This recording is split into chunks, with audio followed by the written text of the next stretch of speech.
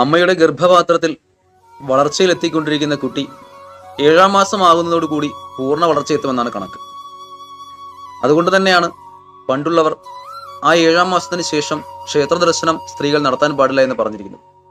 കാരണം പൂർണ്ണ വളർച്ചയെത്തത് കൊണ്ട് തന്നെ ഏത് നിമിഷവും പ്രസവം നടക്കാനുള്ള സാധ്യത ഏറെയായിരുന്നു. പണ്ടുകാലത്ത് ഇന്നത്തെ പോലെ ആയിരുന്നില്ല സാഹചര്യം. ക്ഷേത്രങ്ങൾ ഒരുപക്ഷെ ഒരു നാട്ടിൽ ഒരെണ്ണം മാത്രമേ ഉണ്ടാവുകയായിരുന്നുള്ളൂ.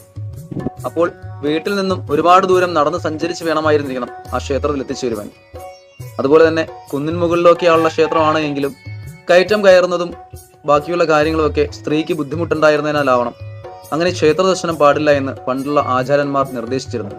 അതിന്നും ഒരു ആചാരമായി നിലനിന്ന് പോരുന്നു എന്നുള്ളതാണ് സത്യാവസ്ഥ. പിന്നെ പുരാണങ്ങളിലൊക്കെ നാം കേട്ടിട്ടുണ്ട്, കുട്ടികൾ ഗർഭാവസ്ഥയിൽ ഇരുന്ന് തന്നെ പുറത്തു നടക്കുന്ന സംഭവങ്ങളെല്ലാം തന്നെ കേൾക്കുന്നുണ്ടെന്നും മനസ്സിലാക്കുന്നുണ്ടെന്നും. അങ്ങനെ തെറ്റായ രീതിയിൽ മനസ്സിലാക്കപ്പെടുന്ന കാര്യങ്ങൾ